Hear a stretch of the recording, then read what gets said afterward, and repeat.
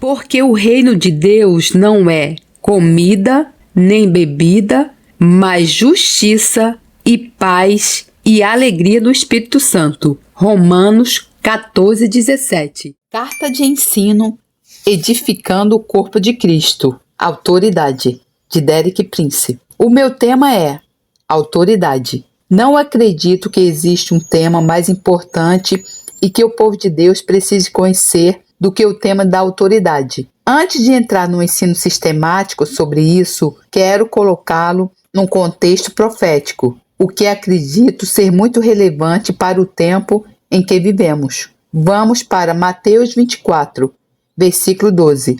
Este é o grande discurso profético de Jesus feito no Monte das Oliveiras, apresentando em linhas gerais os principais eventos e tendências que levariam ao dramático fecho desta era e ao seu retorno pessoal. Acredito que estamos nesse período. No versículo 12, Jesus aponta uma característica muito significativa que marcará esse período em particular. Mateus 24:12. E por se multiplicar a iniquidade, o amor de muitos esfriará. Agora, a palavra traduzida como iniquidade em grego é anomia e significa literalmente sem lei. Irá encontrá-la traduzida também por maldade ou pecado. Jesus diz que a abundância da iniquidade caracterizará o fim desta era. Se olharmos para o mundo ocidental contemporâneo, podemos dizer: ele é caracterizado por uma abundância da maldade.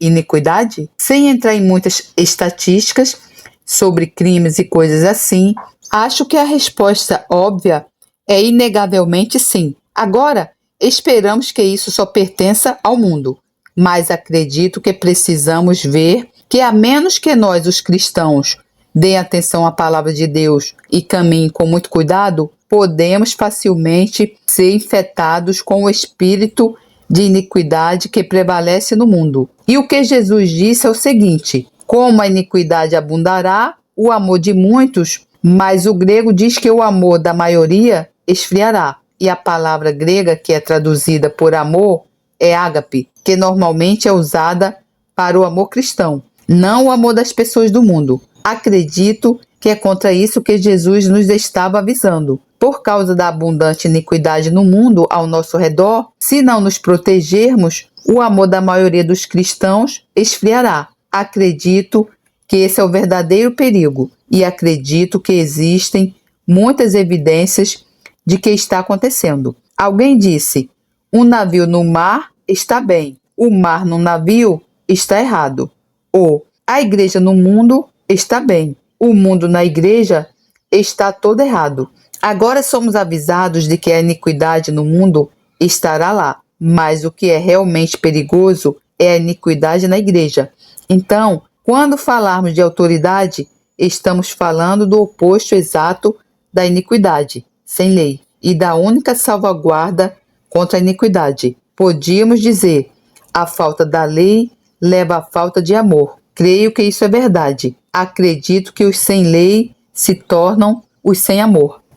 Tivemos a impressão de que o amor cristão era algo doce, emocional, agradável, indefinível, impreciso e de forma alguma relacionado a coisas feias, como dever. Isso está completamente errado. A autoridade é a única salvaguarda contra a iniquidade.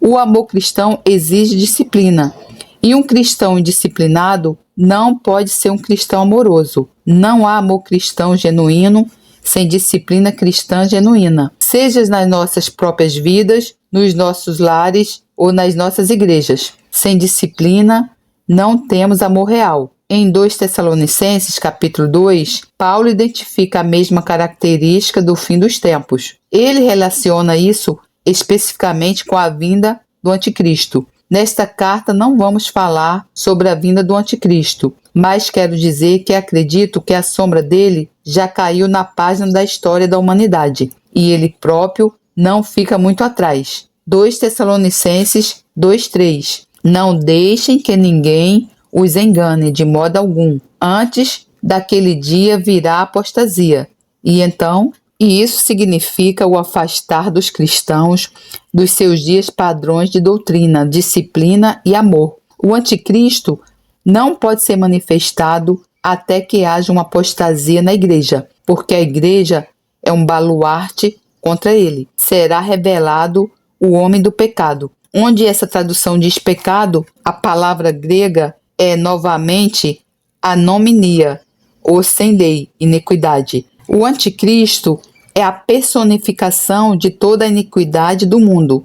Ele é o homem sem lei. E então diz no versículo 7, o mistério ou segredo da iniquidade já está em ação. Atualmente, existe uma força secreta de iniquidade sem lei em ação no mundo. E então diz no versículo 8, e então será revelado o iníquo. A palavra grega é anômonos, daquele sem lei. Existe uma ligação muito estreita entre o anticristo e a iniquidade. O surgimento e a propagação da iniquidade são uns dos preparativos de Satanás para a vinda do anticristo. E o anticristo e a iniquidade estão em total oposição a Cristo, ao seu caminho e à sua vontade por seu povo.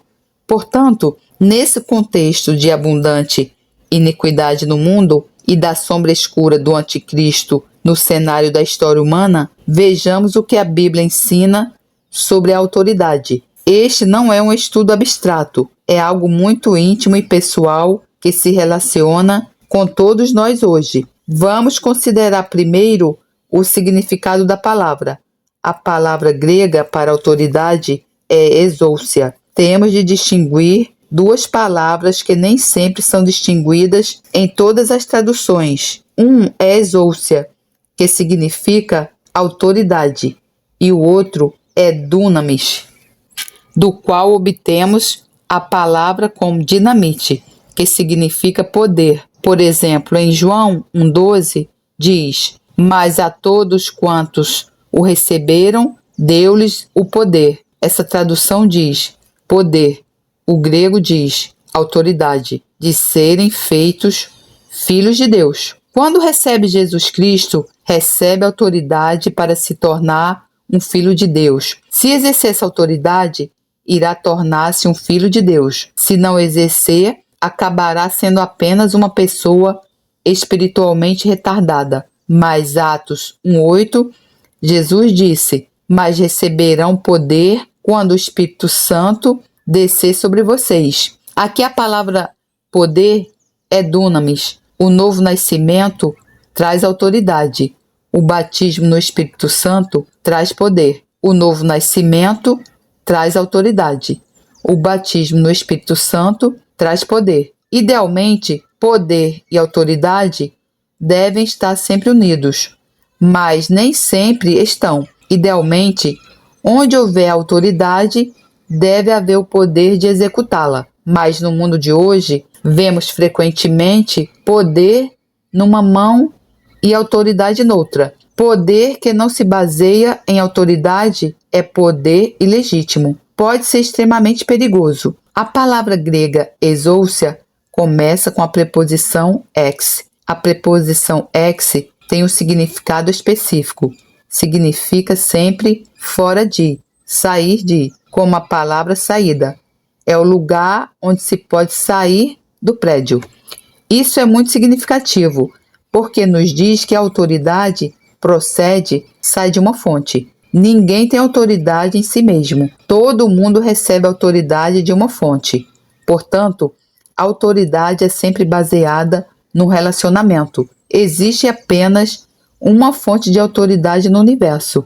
Apenas uma. E qual é? Deus. Mas sejamos específicos. É Deus o Pai, não Deus o Filho. Deus o Pai é a única pessoa no universo que não precisa de autoridade. Todas as outras pessoas no universo precisam de autoridade. Deus, o Pai, é a fonte de toda autoridade. Deus, o Pai, é a fonte de toda autoridade no universo. Como ter autoridade? Vejamos o que acredito ser o segredo básico de como ter autoridade. Encontramos os versículos-chave em Lucas, capítulo 7, versículos 7 e 8. Por 5 anos, Fui diretor de uma faculdade de formação de professores na África Oriental. E uma das coisas que o professor precisa é de autoridade. Uma das coisas das quais os meus estudantes africanos estavam muito conscientes era que precisavam de autoridade. Mas o conceito africano de autoridade basicamente era o seguinte: carregue uma vara grossa e fale muito alto. Bem, na África, as salas de aulas eram geralmente construídas com paredes divisórias entre elas. Pode imaginar como era ter 4 salas de aula seguidas com um espaço por cima das paredes entre elas e 4 professores ensinando com voz alta simultaneamente? Era caótico. Tive de dar-lhes uma ideia diferente de autoridade. Disse que a autoridade não está em carregar um bordão e usar uma voz alta. De fato, se fizer isso, estará deixando claro que não tem autoridade. Costumava levá-los a esta passagem. Lucas capítulo 7, versículo 7 e 8. Essa é a história do centurião cujo servo estava doente e ele enviou uma mensagem a Jesus pedindo que ele trouxesse cura para o servo. Quando Jesus disse imediatamente que iria curar o servo, o centurião disse: não precisa vir, não sou digno de que fique debaixo do meu teto. Isto é o que ele disse: Senhor, não te incomodes, porque não sou digno de que entres debaixo do meu telhado, e por isso nem ainda me julguei digno de ir ter contigo. Dize, porém, uma palavra, e o meu criado sarará. Lucas 7, 6, 7. Só precisa dizer a palavra, é tudo o que é necessário. E então ele explica no próximo versículo porque ele acredita nisso, porque também eu sou homem sujeito abaixo da autoridade, e tenho soldados sob o meu poder, e digo a este, vai, e ele vai, e a outro, vem, e ele vem, e ao meu servo, faze isto, e ele o faz. Lucas 7:8. Há 2 palavras que quero enfatizar. A primeira é sujeito a, abaixo de. Eu também sou um homem sujeito a, colocado sob autoridade. A maioria das pessoas teria dito, eu sou um homem que tem autoridade. Mas ele disse, eu sou um homem que está sob autoridade e é por isso que tem autoridade. É por isso que as minhas palavras são tão eficazes, porque faço parte de uma cadeia de comando que remonta ao próprio imperador romano. E se estou no meu lugar certo nessa cadeia, cada palavra que digo é apoiada pela autoridade do imperador. E quem resiste a mim, resiste ao imperador. Então, quando digo vá, nunca preciso dizer 2 vezes. Quando digo venha, basta. Quando digo ao meu servo faça isso, é tudo o que é necessário. Por quê? Porque eu tenho essa autoridade? Não, porque estou sob autoridade. O segredo para ter autoridade é estar sob autoridade. O segredo para ter autoridade é estar sob autoridade. Uma pessoa que não está sob autoridade não tem autoridade. A autoridade a que está sujeita determina a autoridade que possui. Em segundo lugar, quero destacar a palavra também, porque também eu sou homem sujeito a, debaixo da autoridade. Com quem ele estava se comparando? Com Jesus. O que ele viu em Jesus? Exatamente o que ele via em si mesmo. Um homem sob autoridade. Sob a autoridade de quem? A autoridade de Deus, o Pai. E ele disse, com efeito, a Jesus, quando falo, represento o imperador. Quem me resiste, resiste ao imperador. Mas por causa do seu relacionamento com seu pai, vejo que quando fala, representa o pai. E quem desobedece a si, desobedece ao pai. As suas palavras têm a mesma autoridade que as do Deus, o Pai. Esse é o segredo da autoridade. Para ter autoridade, deve estar sob autoridade.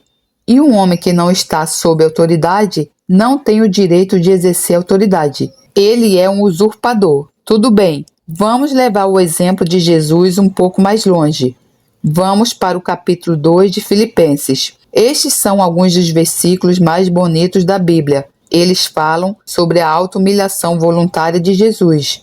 Descrevem os 7 grandes passos que ele usou ao descer do trono de Deus até a cruz e nos dizem o resultado da sua auto-humilhação. Não vamos entrar em detalhes, mas leremos a partir do versículo 5.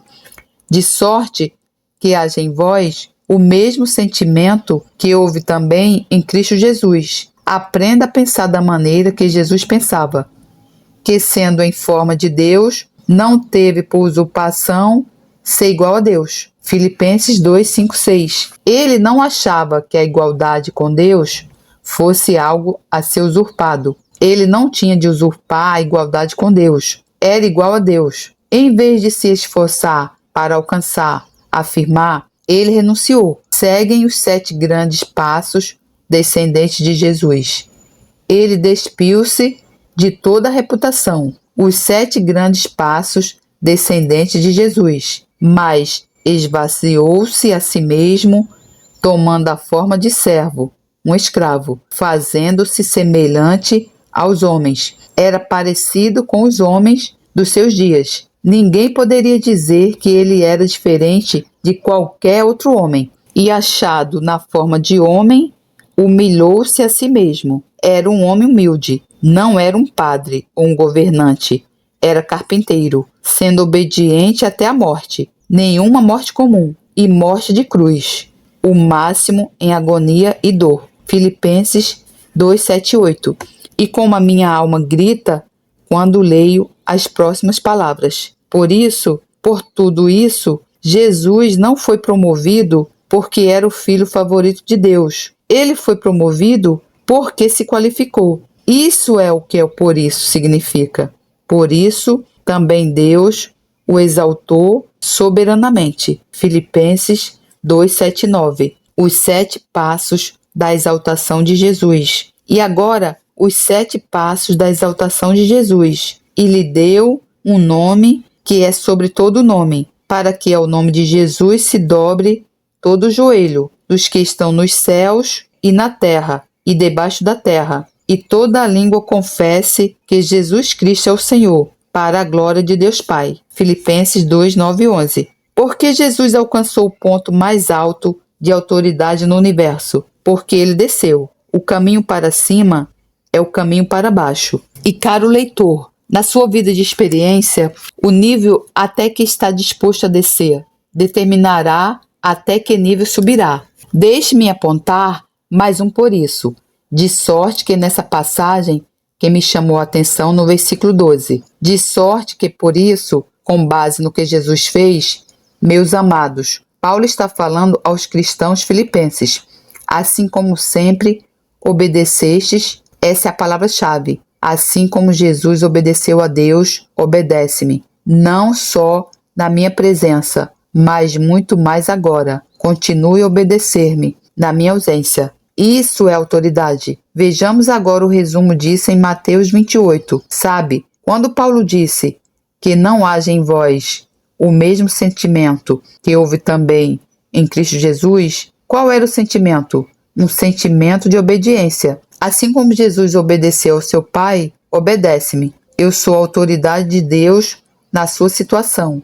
Mateus 28, 18. Então Jesus aproximou-se deles, aos discípulos depois de sua ressurreição, e disse: Foi-me dada toda a autoridade. A palavra exousia, não dunamis, no céu e na terra. Foi-me dada toda a autoridade no céu e na terra. Quem a deu a ele? Deus o Pai. Então o Pai é a fonte de toda a autoridade. Agora Jesus é o canal de toda a autoridade. Toda a autoridade vem do Pai através do Filho. Não há outra maneira pela qual a autoridade venha, senão através de Jesus. Toda a autoridade no céu e na terra, sem exceção, em qualquer área, foi investida no Cristo ressuscitado.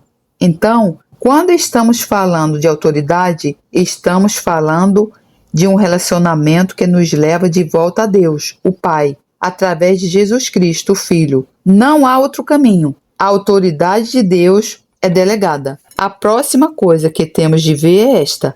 A autoridade de Deus é delegada de cima para baixo. Embora Jesus Cristo seja o governante designado por Deus em todas as áreas do universo, ele não governa diretamente por ele próprio. Ele governa através daqueles que nomeia sob si mesmo em todas as áreas. Ele tem os seus delegados.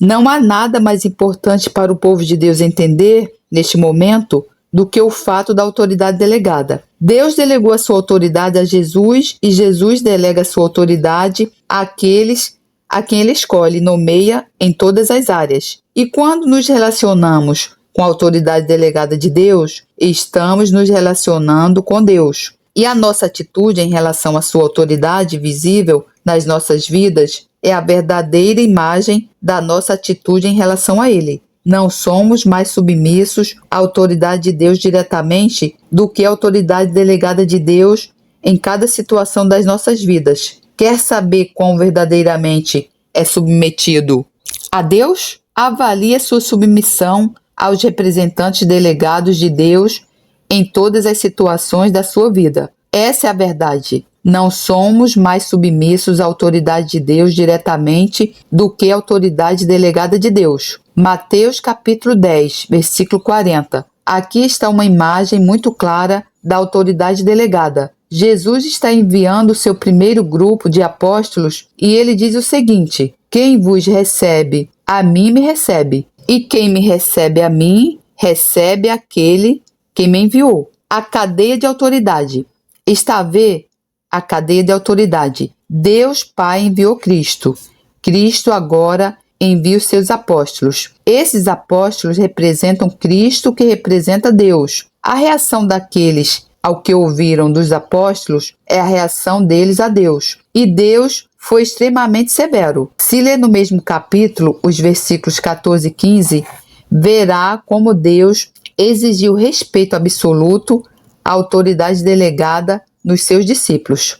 Diz: e se ninguém vos receber, nem escutar as vossas palavras, saindo daquela casa ou cidade, sacudi o pó dos vossos pés. Em verdade vos digo que no dia do juízo haverá menos rigor para o país de Sodoma e Gomorra do que para aquela cidade que rejeita os apóstolos. Mateus 10, 14 e 15. Quando se delega autoridade, veja, quando se delega autoridade, terá de ter mais cuidado em guardá-la do que quando a autoridade é sua. Deixe-me dar um exemplo. Se sou pai de uma família e delego a autoridade à minha esposa e digo aos filhos: agora ouçam, vou sair no fim de semana, prestem atenção ao que a mãe diz. Quando volto e a minha esposa diz: Johnny tem sido atrevido o fim de semana inteiro. Não posso ignorar o atrevimento do Johnny. Tenho de lidar com isso muito seriamente, porque senão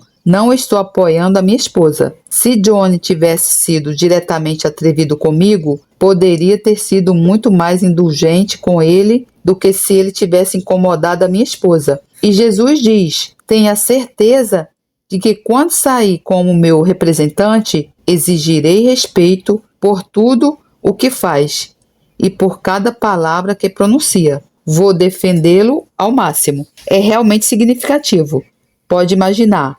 Bem, se Deus entrar na sala, certamente ouvirei, mas se ele enviar um pregador, não preciso de me preocupar. Vou dizer que a realidade é o contrário. Deus terá muito mais cuidado em impor a autoridade do pregador do que a sua. Vamos ver em João 13, versículo 20. Isso simplesmente torna o princípio que acabamos de ver absolutamente geral. Na verdade vos digo, se alguém receber o que eu enviar, me recebe a mim. E quem me recebe a mim, recebe aquele que me enviou. Agora vou ser muito pessoal. Não estou emocionalmente envolvido, mas deixe-me dizer isso. É mais fácil dizer isso sobre mim do que sobre qualquer outra pessoa. Se Jesus Cristo me enviou, a maneira como responder a mim é proporcional à sua resposta a Jesus Cristo. Comecei essa frase como um se. Se ele não me enviou, não precisa preocupar-se comigo. Mas se ele o fez, precisa preocupar-se. Não estou tentando impor nada a ninguém. Estou completamente livre. Estou apenas afirmando fatos objetivos. Agora, Veja em João 14, versículo 6. Disse-lhe Jesus: Eu sou o caminho e a verdade e a vida. Ninguém vem ao Pai senão por mim. Está vendo o que Jesus está dizendo? Uma vez que Ele, o Pai, me enviou, Ele vai apoiar-me em todas as situações. E ninguém alguma vez vai poder ignorar-me e chegar ao Pai. Veja bem, se o pai diz que a mãe é autoridade em casa neste fim de semana, então o pai não ousa deixar nenhuma criança naquela casa ignorar a mãe e chegar até ele, porque ele está minando a sua autoridade. E Deus nunca faz isso. Em João, no capítulo 5, Jesus disse: O Pai a ninguém julga, mas deu ao seu Filho todo o juízo, para que todos honrem o Filho, como honram o Pai. Quem não honra o Filho, não honra o Pai, que o enviou. João 5, 22, 23. A sua atitude em relação à autoridade delegada. A sua atitude em relação à autoridade delegada de Deus é a sua atitude em relação a Deus. Não pode honrar a Deus e desonrar os seus delegados. Deus não vai tolerar isso. A sua atitude em relação à autoridade delegada de Deus é a sua atitude em relação a Deus. Aprendi isso por experiência própria recentemente. Em certo sentido, tinha delegado autoridade pastoral em Fort Lauderdale para um homem com menos da metade da minha idade. Sabe o que estou descobrindo? Não posso deixar que nenhuma pessoa que tem colocado sob ele o ignore e venha até mim, porque estou minando a sua autoridade todas as vezes que faço isso. Bem, se eu pudesse falar com o irmão Prince, não, senhor, terá de falar com aquele jovem. Ele é a minha autoridade delegada. Se está sob a minha autoridade, está sob aquele que eu delegar. Não pode deixá-lo de lado e ainda respeitar-me. Veja bem, esse é um grande problema em igrejas grandes. Digo isso não sem referência à nossa situação atual. Todo mundo quer ver o pastor. Isso é impossível. O pastor tem o direito absoluto das Escrituras de delegar a sua autoridade a quem ele quiser, dentro dos limites estabelecidos pela palavra de Deus. E então, se ele é um homem sábio, não permitirá que ninguém ignore o seu delegado. Esse é um grande problema com o cristianismo americano. Estamos voltados para personalidades. O espírito de Hollywood invadiu a igreja. Todos nós queremos ver a estrela.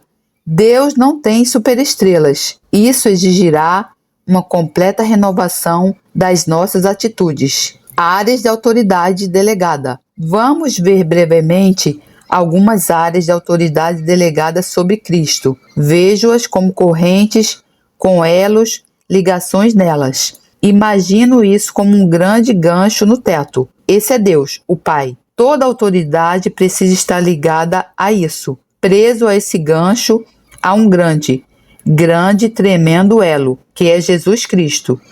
Mas apegadas a Jesus, existem muitas correntes diferentes, todas pendendo dele. Diferentes caminhos de autoridade, diferentes áreas de autoridade. Vou mencionar 4. Governo secular, emprego secular, a casa e a igreja. Vou abordar principalmente a igreja, mas quero usar as outras como ilustração. Governo secular, emprego secular e o lar. E quero mostrar-lhe que as Escrituras ensinam claramente que Cristo, em todas essas áreas, tem uma autoridade específica delegada. A nossa atitude em relação a Cristo, em todas essas áreas, é indicada pela nossa atitude em relação às suas autoridades delegadas. Não somos mais submissos a Jesus Cristo do que a pessoa que ele delegou a autoridade em todas as áreas das nossas vidas. A autoridade secular. Vamos examinar primeiro a autoridade secular. Romanos 13, 4. Toda alma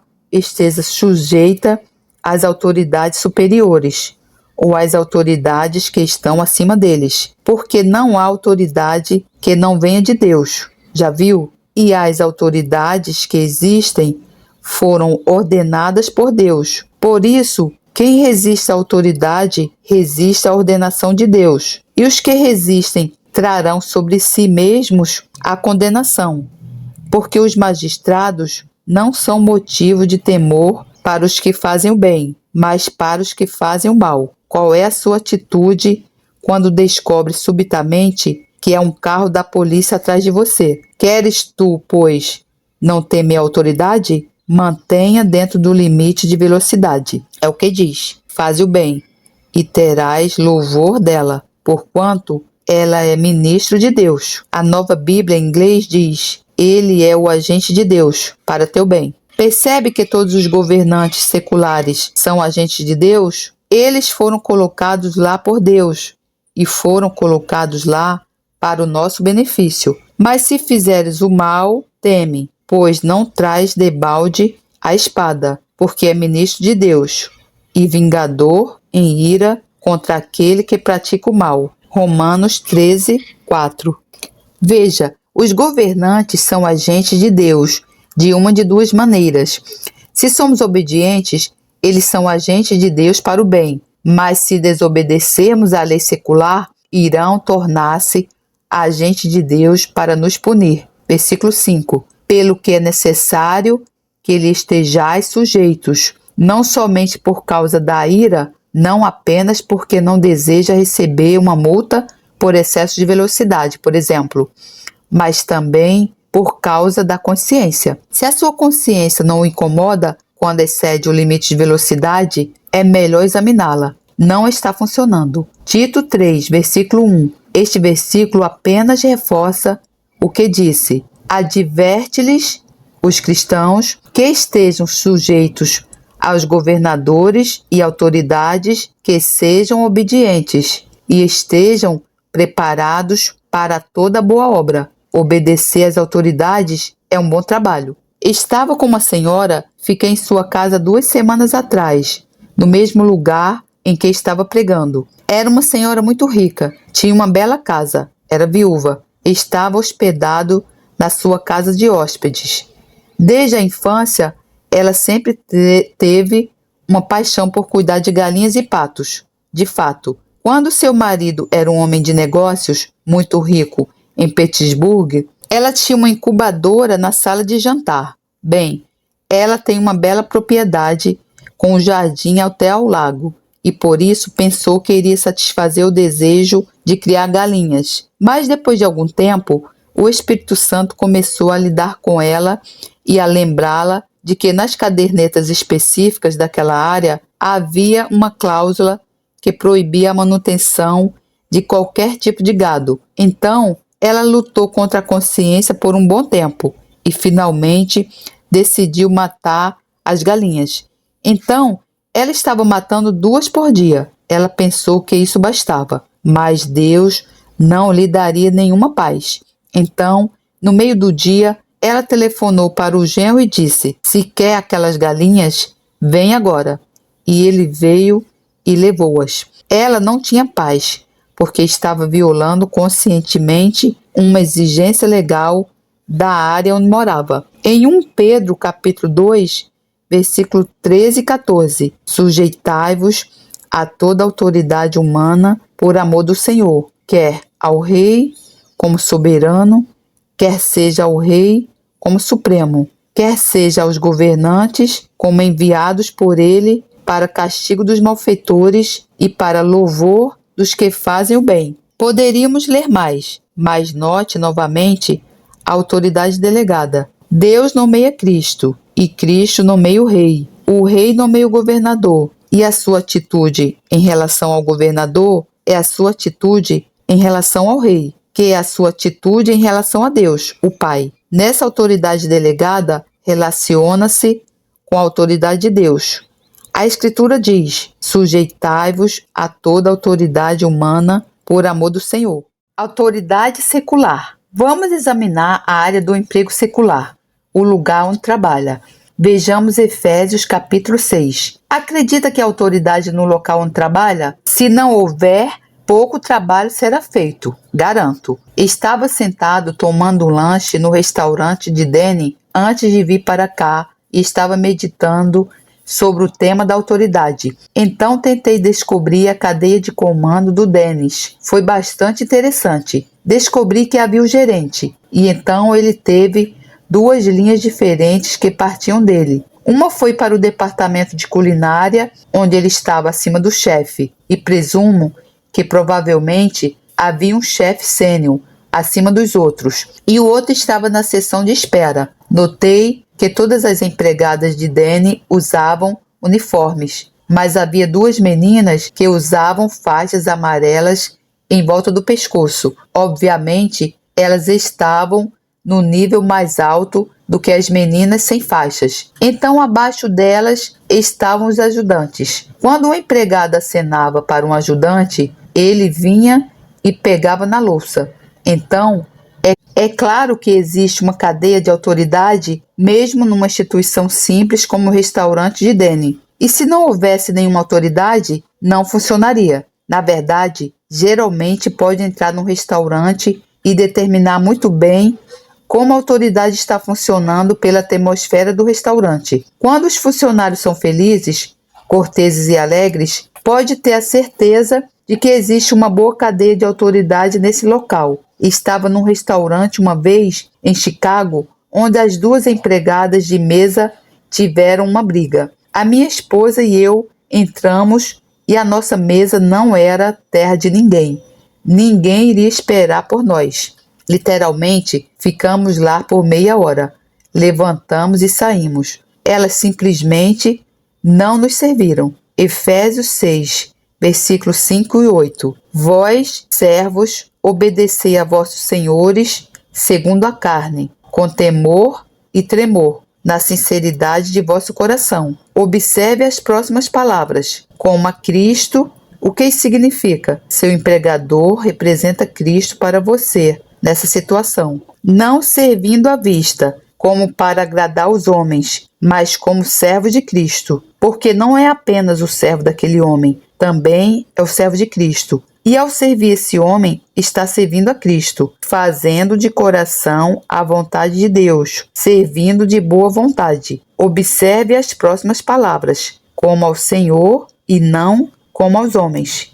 Por outras palavras, em seu empregador, vê-se a pessoa invisível de Cristo, e a sua atitude para com seu empregador é a sua atitude para com Cristo. Veja bem, se todos os cristãos saíssem para trabalhar dessa maneira, não teríamos muito problema em ver os nossos empregadores nas nossas igrejas. Eles saberiam que algo havia acontecido. Verso 8. Sabendo que cada um receberá do Senhor todo o bem que fizer, seja servo, seja livre.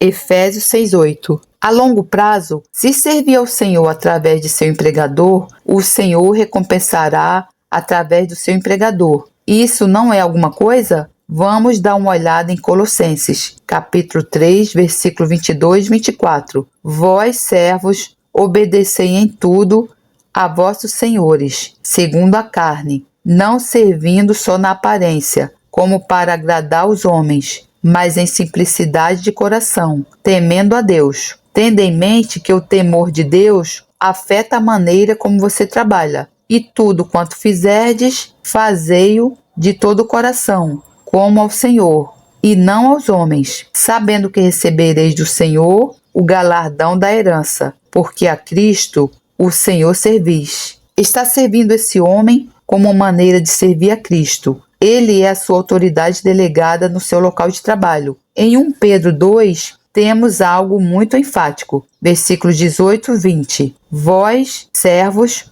sujeitai-vos com todo o temor aos senhores, não somente aos bons e humanos, mas também aos maus, ao cruel, ao não caridoso, porque é coisa agradável que alguém, por causa da consciência para com Deus, sofra agravos, padecendo injustamente. Porque que glória será essa, se pecando sois esbofeteados e sofreis? Mas se fazendo bem sois afligidos e o sofreis, isso é agradável a Deus. Mesmo se é tratado injustamente, ainda vê Deus naquele homem, e Deus diz que ele o recompensará. A autoridade em casa. Vamos olhar para a casa agora. Essa é a nossa terceira área de autoridade delegada. Vimos o governo secular. Nós olhamos para o local de trabalho. Agora vamos olhar para o lar. 1 Coríntios 11, versículo 3. Mas quero que saibais que Cristo é a cabeça de todo homem,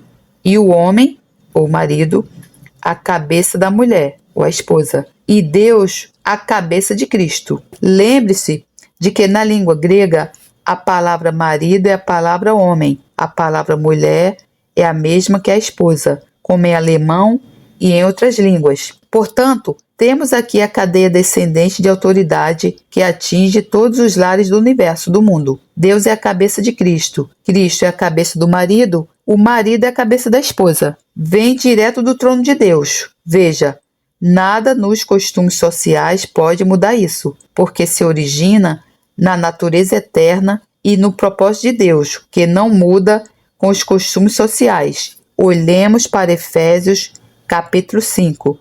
Os versículos 22 e 24. Vós, mulheres, sujeitai-vos a vossos maridos, como ao Senhor. O Senhor delega sua autoridade no lar para o seu marido. A sua atitude em relação a ele é a sua atitude em relação ao Senhor. Não respeita mais o Senhor do que respeita o seu marido, porque o marido é a cabeça da mulher, como também Cristo é a cabeça da igreja, sendo ele próprio o salvador do corpo. De sorte que, assim como a igreja está sujeita a Cristo, assim também as mulheres sejam em tudo sujeitas a seus maridos. Não vê apenas o seu marido. No seu marido, vê a autoridade de Cristo na sua casa. Efésios 6:1-3. Vós, filhos, sede obedientes a vossos pais no Senhor, porque isso é justo. Honra a teu pai e a tua mãe, que é o primeiro mandamento com promessa, para que te vá bem e vivas muito tempo sobre a terra. Sabe o que descobri? Se uma pessoa não honra o seu pai e a sua mãe, a sua vida nunca estará bem. Nunca. Estou absolutamente convencido disso. Descobri isso no Ministério de Libertação. As pessoas procuraram-me com problemas arraigados de longa data e descobri que a causa raiz é a falta de honrar pai e mãe. Por quê? Porque no pai e na mãe está a autoridade delegada de Deus na sua vida. A sua atitude em relação a eles é a sua atitude em relação a Deus. Assim temos a cadeia completa da família. Deus o Pai, a cabeça de Cristo. Cristo a cabeça do marido, o marido a cabeça da esposa e o marido e a esposa juntos responsáveis pelos filhos.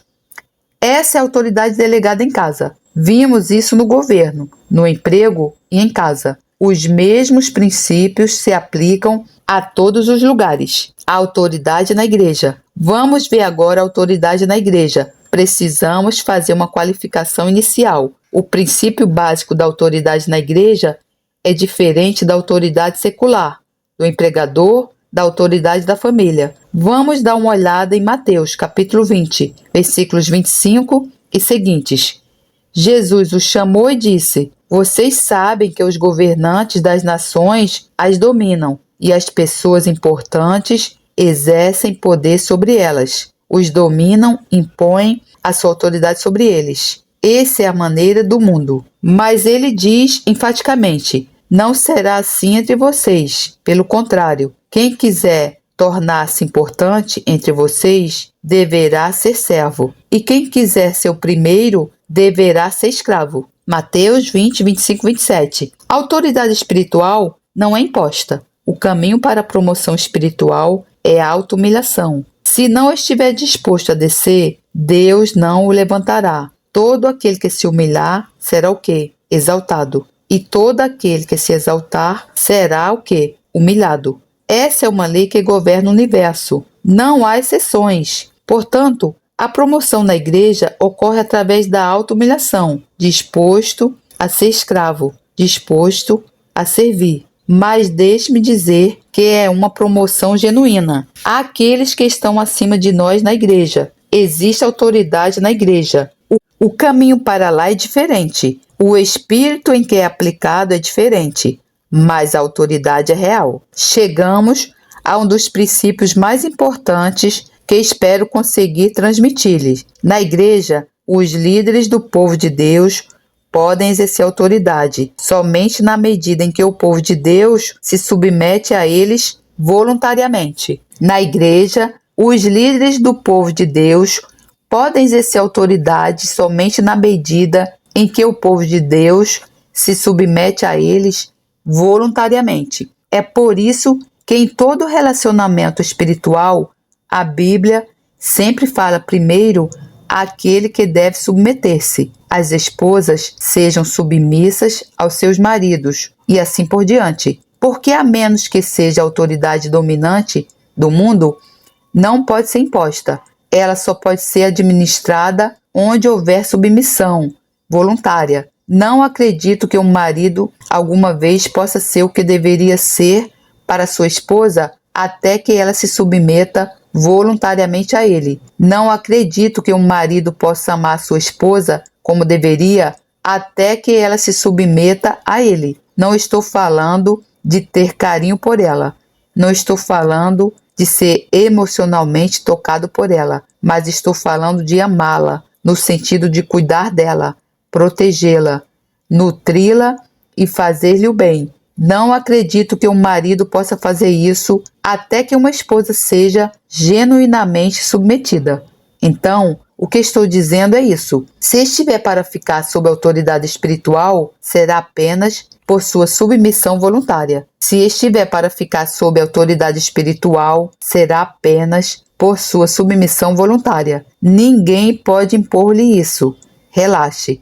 Mas, caro leitor, para mim, o perigo não é que tenha autoridade a mais na sua vida. O perigo é que vai fugir, safar-se sem ela. É isso que vai matá-lo. E quero dizer literalmente matá-lo. Não ande por aí com medo de alguém tomar autoridade sobre a sua vida. Ore para que Deus o coloque abaixo daquela que deve estar. A cadeia de autoridade na igreja. Agora vamos olhar para a cadeia de autoridade na igreja. Este é um assunto tremendo, mas farei o meu melhor. Recorremos a Efésios, porque acho que é a fonte do ensino para essa verdade. Efésios 1, versículo 22 e 23. E Deus sujeitou todas as coisas debaixo dos seus, de Jesus, pés, e para ser cabeça sobre todas as coisas. O Jesus deu à igreja, que é o seu corpo. Cristo é a cabeça. Então, isso é muito claro. A autoridade suprema sobre todas as áreas da igreja é Jesus Cristo. Dele, todas as outras autoridades fluem. A autoridade é como o óleo da unção. Nunca flui para cima, flui sempre para baixo. E com a autoridade vem a unidade. Sem autoridade, não há unidade. Veja o Salmo 133. Oh, quão bom e quão suave é que os irmãos vivam em união. É como o óleo precioso sobre a cabeça, que desce sobre a barba de Arão, e que desce a orla das suas vestes. Os versículos 1 e 2. A unção e a autoridade de Deus sempre fluem para baixo.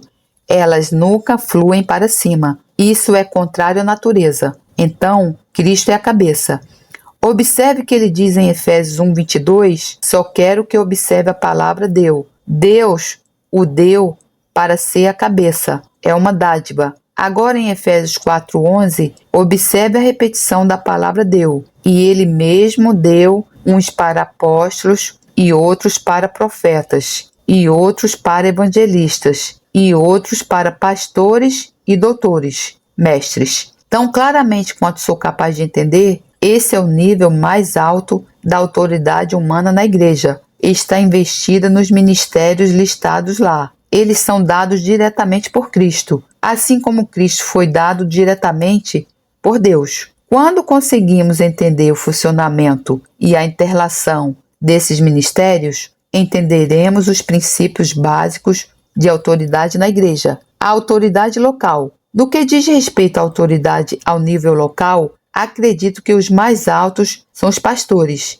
e abaixo deles os diáconos. Em Filipenses 1:1, Paulo envia saudações a todos os santos com os bispos e diáconos. Paulo e Timóteo, servo de Jesus Cristo, a todos os santos em Cristo Jesus, que estão em Filipos, com os bispos e diáconos. Deixe-me dizer que há 3 nomes diferentes, usados para o mesmo ofício: ancião, pastor e bispo.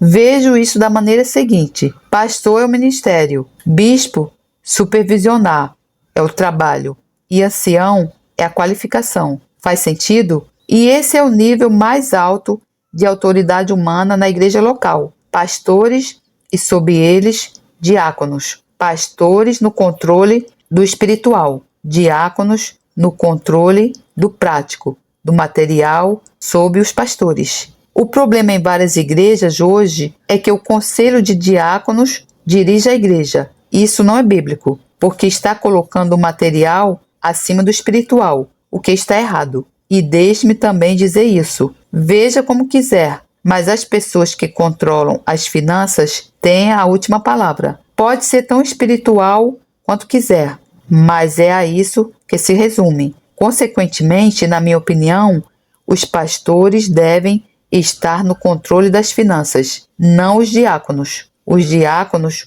fazem o que os pastores mandam. Aonde colocaremos a divulgação? Há apenas um nome para divulgação: evangelista. Porque o evangelista não está incluído na estrutura de autoridade da igreja, porque o seu ministério está fora da igreja, ao contrário da prática geral, em que a igreja contrata um evangelista que entra e prega por uma semana aos 90% convertidos e esperemos pelo menos 10% não convertidos, sentados desconfortavelmente nos bancos traseiros, dos quais 5% já estão a tal ponto endurecidos no que diz respeito ao evangelho que nada os moverá. Esse não é o padrão dos evangelistas do Novo Testamento. Havia apenas um evangelista humano, classificado assim no Novo Testamento, Filipe. E Filipe foi a Samaria, onde eles não tinham ouvido o evangelho, e pregou às pessoas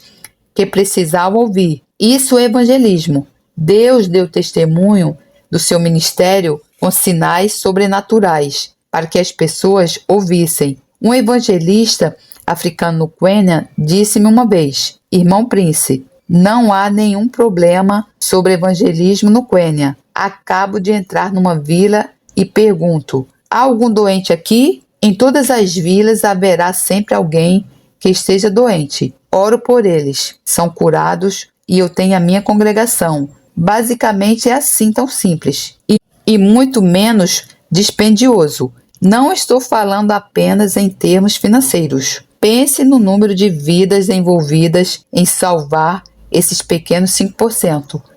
Suponha que 10 evangelistas daquela congregação, chamados por Deus, vão para as ruas, os bares e a praia. Com muito menos gasto pessoal de material humano, obteria 100 vezes mais resultados. Portanto, não colocamos o evangelista aqui, não porque não é importante, mas porque não está diretamente relacionado à estrutura da autoridade da igreja. Como evangelista, ele ministra fora da congregação. Ele pode ter o seu lugar dentro, mas não na base de ser um evangelista. A autoridade translocal. Vamos agora olhar para a autoridade translocal, aquilo que se move para além da congregação ou igreja local. Há 3 ministérios distintos que estão claramente listados: apóstolos, profetas e professores. Vejamos uma escritura que acho importante. 1 Coríntios 12, 28. E a uns pôs Deus na igreja, primeiramente apóstolos, em segundo lugar profetas, em terceiro doutores, mestres, professores. Na verdade, existem 8 ministérios, mas olhemos para esses 3 agora. Note que aqui temos o que é muito raro nos escritos de Paulo, uma ordem descendente de autoridade. Primeiramente apóstolos, em segundo lugar profetas, em terceiro professores. Acredito que é assim nos ministérios translocais. O que tem mais autoridade é o apóstolo, o próximo é o profeta e a seguir o professor. Na congregação local, a autoridade está investida no pastor. Na Bíblia, o conceito de pastor sempre inclui 2 coisas: alimentar e governar. Não vemos isso na palavra pastor hoje, mas é universal nas Escrituras. Um pastor é sempre um governante. As 2 funções dos pastores são basicamente alimentar e governar o povo de Deus. Onde está a autoridade humana, final? Chegamos a um ponto muito sutil. Qual é a relação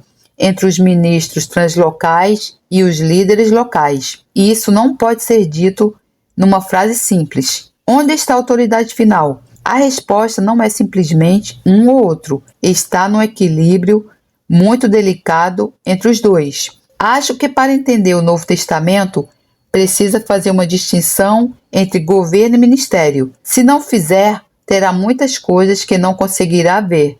Por exemplo, às vezes é sugerido que sou um pouco anti-mulher. Deixe-me dizer que isso não é verdade. Nunca foi o meu problema. Pelo contrário, vivi com a minha esposa por 30 anos e honrei-a como todos sabem. Quem me conhece sabe que honrei a minha esposa de todo o coração. Então, honra as mulheres, mas observe uma distinção entre ministério e governo. Acredito que o ministério está aberto para as mulheres. Pessoalmente, não creio que o governo, segundo as Escrituras, esteja aberto às mulheres. Se descobrir o contrário no Novo Testamento, mudarei de ideia, mas se o encontrar apenas nas práticas de grupos hoje, devo dizer que a Bíblia é a minha autoridade. Isso não está desvalorizando as mulheres. Todos têm o seu lugar designado de Deus. O único lugar em que uma pessoa é feliz é no lugar que Deus ordenou para ela. O único lugar em que uma pessoa é feliz é no lugar que Deus ordenou para ela. Não quero entrar nesse assunto. Esse não é o meu tema, mas quero ressaltar que isso também se aplica a essa questão de autoridade. Acredito que a mais alta autoridade governamental está nos pastores, agindo em pluralidade. Não acredito que o Novo Testamento alguma vez mostre autoridade investida no único homem. Nunca. Há uma pluralidade de pastores, reconhecendo-se, trabalhando juntos, que é a autoridade governamental sobre o povo de Deus em qualquer localidade. Mas o que acontece quando um dos outros ministérios, um apóstolo, um profeta ou um professor, se torna residente numa localidade? Como ele se relaciona com os anciãos ou os pastores? A minha resposta é, idealmente, ele é reconhecido e recebido como co-ancião para compartilhar o governo, em certa medida, com os pastores locais. Veja 1 Pedro, capítulo 5:1. Aos presbíteros, estas palavras são dirigidas apenas aos anciãos, que estão entre vós, ademoesto eu, que sou também presbítero com eles. Em grego diz, co-ancião. Então, Pedro era co-ancião com os outros anciãos,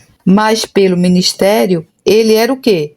Um apóstolo. Portanto, quando um apóstolo se situa numa localidade, governamentavelmente, a sua posição é co-ancião. Governamentavelmente, ele não supera os outros presbíteros. Mas visto do ponto de funcionamento do seu ministério, ele é o número 1. O número 2 é o profeta. O número 3 é o professor. Portanto, temos de chegar ao lugar onde os líderes de Deus são sensíveis o suficiente para reconhecer quando o homem está operando no seu ministério e então dar-lhe a autoridade devida ao seu ministério. Se Deus coloca um profeta em Seattle, ai da liderança de Seattle se eles não se submeterem à autoridade desse profeta quando ele estiver operando como profeta. Mas na sua vida cotidiana, ele serve como co-ancião junto aos anciãos. Entendeu isso? Veja, tem autoridade dada por Deus como professor. Sinceramente, acredito que se estou ministrando, enviado por Deus no Espírito Santo, de acordo com as Escrituras, os pastores locais são obrigados a atender-me. Não posso obrigá-los, nem tentaria, mas eles não serão abençoados por Deus a menos que o façam. Ao mesmo tempo, quando deixar de operar no meu ministério de ensino, se me tornar residente, ficarei honrado se eles me fizerem co-ancião e compartilharei o governo com eles. Isso faz sentido? Vou compartilhar outra passagem, porque acho que isso é muito importante. Vamos para Atos capítulo 13, versículo 1. E na igreja que estava em Antioquia, havia alguns profetas e doutores, que 2 ministérios, profetas e professores. 5 deles são nomeados. Então diz, e servindo eles ao Senhor e jejuando, disse o Espírito Santo. Versículo 1 e 2. Veja bem, Embora eles estivessem na estrutura governamental da igreja, nos seus ministérios particulares foram separados dos outros anciãos. Portanto, é por isso que não é fácil responder numa única frase a pergunta: onde está a autoridade humana suprema da igreja? É muito cuidadosamente equilibrado. Não está num grupo ou no outro. Está nos dois grupos funcionando juntos no Espírito Santo. Isso é difícil de entender, mas é a sabedoria de Deus. Exige que nos relacionemos uns com os outros. 3 formas de autoridade espiritual. Quero ressaltar, na autoridade espiritual, vemos pelo menos 3 formas diferentes. E é importante ver a diferença, porque resolve muitos dos nossos problemas. Alguns dos problemas sobre discipulado e pastoreio são resolvidos quando vemos essas diferenças. Vou dar um nome a cada forma e depois darei uma breve explicação. A primeira, carismática; a segunda, governamental; e a terceira, de discipulado. A autoridade carismática. Acredito que a autoridade carismática está principalmente nos ministérios translocais, apóstolos, profetas e professores. Eu tenho autoridade na cidade de Seattle? A resposta é sim. Se Deus me envia e eu sou recebido pelos pastores, então tenho autoridade. Tenho autoridade carismática. Não há dúvida sobre isso, porque influencio as pessoas e levo-as a fazer o que digo. Um dos meus problemas é que eu os influencio demais. Na verdade, é uma coisa estranha de se dizer, mas às vezes tenho autoridade demais. Tenho de me afastar do impacto das minhas próprias palavras. Então, essa é uma autoridade carismática. Poderia ter usado uma dúzia de pessoas como exemplo no meu lugar, mas é menos embaraçoso para os outros se falar de mim. Então, quando Deus envia um ministério translocal para a sua cidade e os seus anciãos o recebem, ele não tem o direito de estar, porque os anciãos são a porta para as ovelhas. Se me esforçasse e chegasse a Seattle e dissesse que vou alugar um salão e realizar reuniões, e nenhum pastor local me patrocinou ou endossou, declararia por minhas ações que era um ladrão e um salteador. São palavras fortes.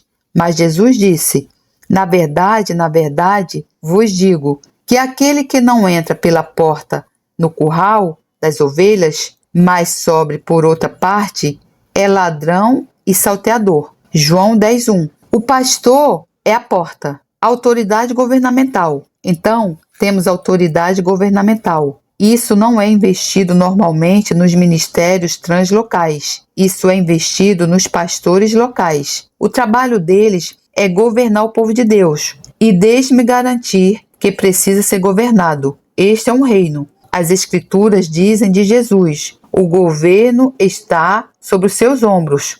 Isaías 9:6. Ele governa através da autoridade delegada, através dos homens que ele coloca no seu meio. O governar implica basicamente manter a ordem corporativa. Quanto melhor a ordem, melhor o governo. É verdade no reino secular e no espiritual. A função do governo é manter a ordem corporativa. É por isso que o pastor tem o direito de se levantar e dizer: teremos essas pessoas ministrando presentes, outros não. Isso faz parte da autoridade governamental e mantém a ordem da reunião. É a responsabilidade dele. Se ele não fizesse isso, seria negligente, mas realmente não é minha responsabilidade. Se estou atrás do púlpito com a autoridade dele atrás de mim e alguém sai em desordem, posso exercer a sua autoridade delegada a mim e dizer: cale a boca. O que ele provavelmente diria de uma maneira muito melhor. A autoridade no discipulado. O terceiro tipo de autoridade é a autoridade no discipulado. Isso é diferente. É por isso que causa muitas vezes confusão. Se as pessoas pudessem ver que a autoridade governamental não é uma autoridade de discipulado, acho que poderia sentar-me e relaxar. A autoridade de discipulado é válida, está nas Escrituras. Não é sobre um grande grupo de pessoas. Não se pode discipular um grande grupo de pessoas. Mesmo Jesus não podia lidar com mais de 12. Jesus tinha um relacionamento diferente com os 12 do que com as multidões. O que é autoridade no discipulado? Qual é o seu propósito? O seu objetivo é formar o caráter e estilo de vida cristão. Basicamente, é numa base individual e é total. Nesse relacionamento, que parte da vida de um homem está sob a autoridade de Deus. A resposta é toda a sua vida, porque está implementando o senhorio de Jesus Cristo na vida daquela pessoa. O senhorio de Jesus Cristo cobre tudo, a nossa vida sexual, o nosso dinheiro, tudo. Então, é verdade que um homem regulará a vida sexual de outra pessoa em certas circunstâncias? Sim. E isso não é chocante? Mas é necessário. Estou no ministério há tempo suficiente para saber que alguns casais não conseguem ter sucesso no seu casamento. Eles precisam de ajuda, precisam de disciplina. Um casamento pode ser totalmente feliz. Quando a vida sexual não está ajustada? Nunca. Quem vai ajudar a ajustar? Deus vai descer do seu trono? Não. Ele tem a sua autoridade delegada. Uma pessoa nunca pode realmente ser um cristão estável e bem-sucedido até aprender como controlar o seu dinheiro. A maioria dos jovens americanos cresceu sem saber nada sobre isso, especialmente mulheres americanas. Francamente, elas não sabem como ir à loja, não sabem como comparar mercados ou preços, não sabem como equilibrar quantidades, não sabem como orçamentar. Alguém tem de ensiná-las. Faz parte do discipulado. Se estou a discipular um homem, não discipulo a sua esposa. Discipulo a ele para ele discipulá-la, mas sou responsável pelos resultados de ambos. Tive o meu próprio neto viajando comigo como discípulo por cerca de 2 anos. Ele é casado com uma menina cristã muito doce, mas tive de intervir nesse relacionamento e ajustar as coisas que estavam deixando os dois infelizes. Faz parte do discipulado. Agora, isso não faz parte da autoridade governamental. É um tipo diferente de autoridade. Deixe apressar-me a acrescentar, como com toda autoridade espiritual, a submissão a ela é voluntária. Não precisa expor a sua renda, mas se quer ajuda é melhor. Deixe-me ilustrar a cerne da questão no que diz respeito ao dinheiro. Tivemos na nossa congregação um casal com cerca de $40 mil em dívidas. Eles vieram e uniram-se à congregação. Eles queriam ser pastoreados. Olhando para trás, tenho as minhas dúvidas sobre o que realmente queriam. A nossa congregação ajudou-os 3 vezes, no valor de $600 ou $700. Na 4ª vez em que voltaram em busca de ajuda, eu disse: a partir de agora, se quiserem ajuda financeira, analisamos as vossas contas. Insistimos que façam um orçamento e que cortem muitos gastos ridículos e supérfluos aos quais se entrega todos os dias. Uma semana depois, eles estavam fora da congregação. Assim deu para perceber se estavam verdadeiramente a querer ajuda ou não. Não duvido que a história se tenha espalhado por lá. Essa congregação exige que todos exponham as suas contas bancárias. Não é verdade, mas qualquer pessoa que precise de ajuda na área da sua conta bancária deve sim expô-la ou não será ajudado. Qualquer área em que precise de ajuda deve ser exposta. Isto é muito sério. E a condenação é esta, que a luz veio ao mundo e os homens amaram mais as trevas do que a luz, porque as suas obras eram más. Porque todo aquele que faz o mal odeia a luz e não vem para a luz, para que as suas obras não sejam reprovadas. Mas quem pratica a verdade vem para a luz, a fim de que as suas obras sejam manifestas. João 3, 19, 21. Uma pessoa sincera não tem problema em vir à luz, mas os hipócritas e os vigaristas se afastarão da luz. Deixe-me recapitular esses 3 tipos de autoridade. Quero que fique pensando neles, porque acho que esclarecerá muitos mal-entendidos. Existe uma autoridade carismática, a autoridade que estou exercendo neste momento. Estou lhe dizendo para fazer certas coisas, em nome do Senhor. Seja o que for que eu disser da parte do Senhor, será abençoado se o fizer. Se me deixar de lado, não vai machucar-me, irá machucar a si. Existe autoridade governamental, a autoridade que mantém a ordem corporativa da vida do povo de Deus. É essencial. Deus não é o autor da confusão. Onde quer que haja confusão, há falta de autoridade. E depois, há aquele tipo muito especial de relacionamento com a autoridade, professor, discípulo, em que um homem aceita a responsabilidade de levar outro homem à maturidade. Lembre-se de que o objetivo do discipulado é a maturidade. Não é para manter uma pessoa em cativeiro, é levar uma pessoa para o lugar onde pode felizmente soltá-la. É totalmente diferente. O que descobri entre os jovens desta sessão com 25 anos ou menos é que não precisa correr para eles e dizer que precisam de discipulado. Tem de fugir daqueles que dizem, eu quero. São tantos.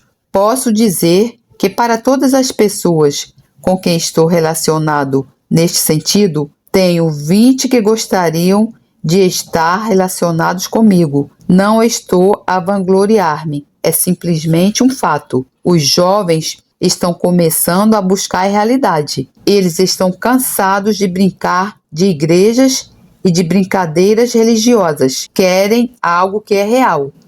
É disso que se trata na área do discipulado. Glória a Deus! Louvado seja o meu Senhor por todos os séculos dos séculos. Amém. Que ensino esplendoroso, meu Deus! Glória a Deus, louvado seja o Senhor, que a graça do Senhor Jesus Cristo, o amor de Deus e a comunhão do Santo Espírito estejam com vocês. Amém. Deus lhe abençoe.